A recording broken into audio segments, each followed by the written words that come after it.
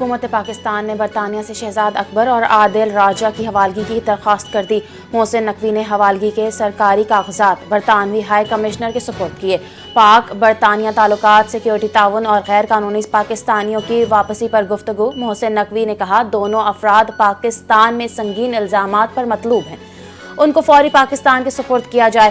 آزادی اظہار پر پورا یقین رکھتے ہیں، لیکن فیک نیوز ہر ملک کے لیے مسئلہ ہے۔ وزیر داخلہ نے پروپیگنڈا کرنے والے پاکستانی شہریوں کے خلاف ٹھوس شواہد بھی فراہم کیے۔ کراچی میں لانڈھی ایکسپورٹ پروسیسنگ زون میں بڑی آگ بھڑک اٹھی۔ ریسکیو حکام کے مطابق آگ ابتدائی طور پر پرانے کپڑوں کی فیکٹری میں لگی۔ شعلوں نے 3 منزلہ عمارت کو اپنی لپیٹ میں لے لیا۔ ریسکیو 1112 کی ٹیمیں آگ بجھانے میں مصروف ہیں۔ فائر بریگیڈ کی اضافی گاڑیاں بھی موقع پر طلب کر لی گئیں۔ اہلکاروں کی کوششیں جاری، آگ پر قابو پانے کی کوشش تیز کر دی گئی۔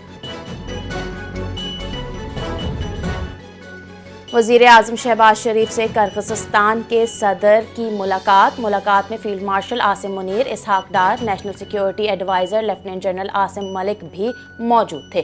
معاون خصوصی طارق فاطمی بھی ملاقات میں شریک۔ تجارت، توانائی، مواصلات اور دیگر مختلف شعبوں میں باہمی تعاون پر گفتگو۔ وزیر اعظم شہباز شریف نے کہا، قرقیزستان کے سربراہ کا 20 سال بعد پاکستان کا دورہ انتہائی خوش آئند ہے۔ دو طرفہ تعاون کو مزید فروغ دینے کے لیے دورہ انتہائی مفید ثابت ہوگا۔ قرقیزستان کے صدر کا پرتپاک استقبال پر وزیر اعظم سے اظہار تشکر۔ قرقیز صدر کا پاکستان کے ساتھ مختلف شعبوں میں تعاون بڑھانے میں دلچسپی کا اظہار۔ پاکستان اور قرقیزستان کے درمیان متعدد معاہدوں اور مفاہمتی یادداشتوں کا تبادلہ۔ وزیر اعظم شہباز شریف اور صدر کی تقریب میں شرکت۔ نائب وزیر اعظم اسحاق ڈار اور قرقیزستان کے وزیر خارجہ نے دستاویزات کا تبادلہ کیا۔ تجارت، معیشت، کان کنی، جیو سائنسز اور سیاحت میں تعاون کی یادداشتیں طے۔ بندرگاہوں کے استعمال، زراعت اور سزا یافتہ قیدیوں کے تبادلے پر بھی معاہدہ۔ الیکٹرانک ڈیٹا انٹرچینج کے قیام کے لیے کسٹمز سروسز کی مفاہمتی یادداشت۔ یہ اقدام دونوں ممالک کے تعلقات کو مزید مضبوط اور تجارتی، اقتصادی اور تعلیمی شعبوں میں تعاون بڑھانے کی طرف ایک اہم قدم ہے۔ اسلام آباد میں قرقیزستان کے صدر کی خصوصی گفتگو۔ کہا، وہ وزیر اعظم شہباز شریف کی پاکستان کے دورے کی دعوت پر مشکور ہیں۔ پاکستان جنوبی ایشیا میں قرقیزستان کا اہم شراکت دار ہے۔ دو طرفہ تعاون، مستقبل کے منصوبوں، تعلیم، سائنس و ٹیکنالوجی، توانائی، مواصلات اور ٹرانسپورٹ کے شعبوں میں تعاون کے مواقع پر تفصیلی تبادلہ خیال کیا گیا۔ تجارتی روابط میں اضافے کے لیے بزنس فورم کا انعقاد اہم ہے۔ توانائی کی ضروریات پوری کے لیے کاسا 1000 منصوبہ اہمیت کا حامل ہے۔ قرقیز صدر نے کہا، اس وقت 12,000 پاکستانی طلباء قرقیزستان میں زیر تعلیم ہیں۔ دونوں ممالک دہشت گردی کے خاتمے کے لیے پرعزم ہیں۔ اسلام آباد میں وفاقی وزیر خزانہ محمد اورنگزیب کی زیر صدارت قومی مالیاتی کمیشن کا 11واں اجلاس۔ محمد اورنگزیب نے کہا، یہ اجلاس آئینی ذمہ داری اور صوبوں کے ساتھ باہمی تعاون کا اہم موقع ہے۔ 10ویں NFC ایوارڈ کی مدت 21 جولائی 2025 کو مکمل ہو چکی ہے۔ 11ویں NFC کا افتتاح اجلاس بغیر کسی تاخیر کے بلانا حکومت کا پختہ عزم تھا۔ پنجاب، خیبر پختونخوا اور سندھ میں سیلاب کے باعث اجلاس مؤخر کرنا پڑا۔ وزیر خزانہ نے کہا، NFC کے حوالے سے قیاس آرائیوں اور خدشات کا بہترین حل شفاف مکالمہ ہے۔ پنجاب سے بچوں کی جبری مشقت کے خاتمے کے لیے اسٹیئرنگ کمیٹی تشکیل۔ وزیر اعلیٰ پنجاب مریم نواز نے 15 رکنی اسٹیئرنگ کمیٹی بنا دی۔ نوٹیفیکیشن جاری۔ سینئر وزیر مریم اورنگزیب اسٹیئرنگ کمیٹی کی چیئرمین مقرر۔ محسن شاہ نواز رانجھا شریک چیئرمین ہوں گے۔ اسکول ایجوکیشن، سرمایہ کاری اور کامرس، صنعت و تجارت کے وزراء ارکان ہوں گے۔ چیئرمین PITB اور DIG پولیس بھی کمیٹی ارکان ہوں گے۔ کمیٹی تمام شعبوں کی میپنگ، جبری مشقت لینے والے شعبوں کا تعین کرے گی۔ ٹریفک قوانین پر عمل درآمد نہایت ضروری ہے۔ ٹریفک کے حوالے سے کسی بھی قسم کا اضافی آپریشن نہیں ہو رہا۔ سینئر وزیر پنجاب مریم اورنگزیب نے کہا، ٹریفک ڈسپلن میں بہتری کے لیے نئے روڈ سیفٹی میکانزم فعال کیے جا رہے ہیں۔ تاہم جب تک لوگ خود ذمہ داری کا مظاہرہ نہیں کریں گے، حادثات میں کمی ممکن نہیں۔ والدین اگر بچوں کو گاڑی دیں گے تو ان کے خلاف سخت کارروائی کی جائے گی۔ انہوں نے مزید کہا کہ پنجاب میں منشیات کے خلاف تاریخ کا سخت ترین آپریشن جاری ہے۔ نوجوان ہمارا مستقبل ہیں، حکومت انہیں منشیات سے بچانے کے لیے ہر حد تک جائے گی۔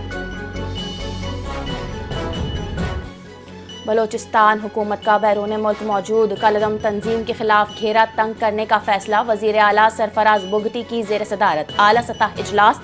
دہشت گرد نیٹ ورکس کے خاتمے کے لیے سخت اور غیر معمولی اقدامات کی منظوری۔ بیرون ملک دہشت گرد قیادت کے مقامی سہولت کاروں سے رابطوں اور کال ریکارڈنگز پیش۔ انٹرپول کے ذریعے ریڈ نوٹسز کی کارروائی تیز کرنے کا حکم۔ دہشت گردی میں ملوث مقامی سہولت کاروں اور قیادت کے خلاف سخت کارروائی ہوگی۔ کارروائیاں پروونشل ایکشن پلان کی گائیڈ لائنز کے تحت ہوں گی۔ لاہور ہائی کورٹ نے موٹر وہیکل آرڈیننس میں ترامیم کے خلاف درخواست مسترد کر دی۔ چیف جسٹس عالیہ نیلم حکومت نے قانون بنایا ہے، اس پر عمل کریں۔ درخواست گزار کا موقف کم عمر بچوں پر FIRs اور بھاری جرمانے غیر مناسب ہیں۔ چیف جسٹس نے کہا کم عمر ڈرائیور کے باعث 5000 حادثات، زخمی اور اموات رپورٹ ہوئیں۔ بچوں کی تیز رفتاری روکنے کے لیے جرمانے زیادہ رکھے گئے۔ شہری قانون ختم کروانے نہیں، قانون پر عمل کرنے کی طرف آئیں۔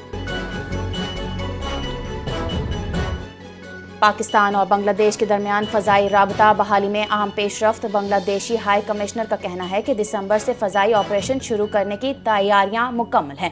ابتدائی مرحلے میں ہفتے میں 3 پروازیں کراچی آئیں گی۔ بنگلہ دیشی طیارہ بھارت کی فضائی حدود استعمال کرتے ہوئے پاکستان پہنچیں گے۔ 2 طرفہ سفر اور تجارت کے فروغ کے لیے فضائی رابطے کی بحالی اہم قرار۔ دفتر خارجہ نے امریکہ میں گرفتار لقمان خان کی پاکستانی ہونے کی تردید کر دی۔ ترجمان دفتر خارجہ کے مطابق گرفتار شخص پاکستانی نہیں، افغان شہری ہے۔ امریکی میڈیا کی رپورٹس کے مطابق لقمان خان کے ٹرک سے اسلحہ اور مبینہ حملے کی پلاننگ کی دستاویزات برآمد ہوئیں۔ دستاویز میں university of develop police station کا نقشہ اور افسر کا نام شامل تھا۔ FBI نے چھاپہ مار کر گھر سے مزید جدید اسلحہ بھی برآمد کیا۔ امریکی حکام نے دعویٰ کیا ہے کہ ملزم یونیورسٹی پولیس ڈپارٹمنٹ پر حملے کی منصوبہ بندی کر رہا تھا۔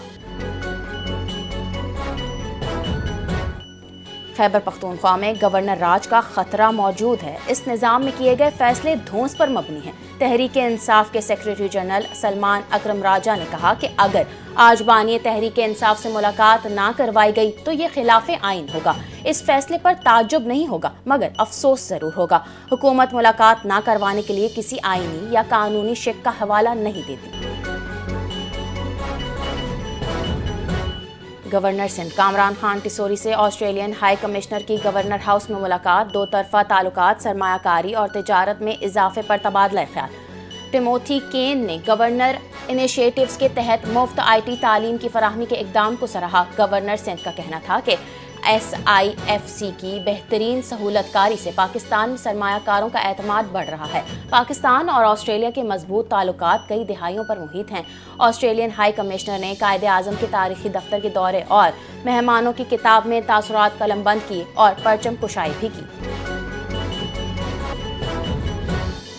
نیپا حادثے کے سب ذمہ دار ہیں، کوئی اس سے بری الذمہ نہیں ہے۔ حادثے کے بعد کسی نے اپنا کام نہیں کیا، صرف الزام تراشی کی گئی۔ وزیر بلدیات ناصر حسین شاہ کی میڈیا سے گفتگو، کہا جو ادارے کوتاہی کا ذمہ دار ہے اسے خلاف کارروائی ہونی چاہیے۔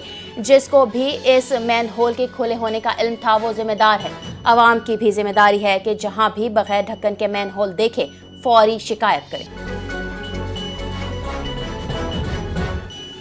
سندھ حکومت صحت کے شعبے کی بہتری کے لیے مؤثر اقدامات کر رہی ہے۔ سندھ کے وزراء ناصر حسین شاہ اور ڈاکٹر عذرا پیچہو کی پریس کانفرنس، کہا سوشل پروٹیکشن پروگرام کے لیے مناسب فنڈز رکھے گئے ہیں تاکہ کمزور طبقوں کو سہولت فراہم کی جا سکے۔ خواتین کو معاشی لحاظ سے بااختیار بنانا ضروری ہے۔ خواتین کے حقوق کا احترام ہر شہری اور ادارے کی ذمہ داری ہے۔ ڈاکٹر عذرا نے بتایا BHUs میں موجود عملے کی ٹریننگ جاری ہے تاکہ خدمات کے معیار کو بہتر بنایا جا سکے۔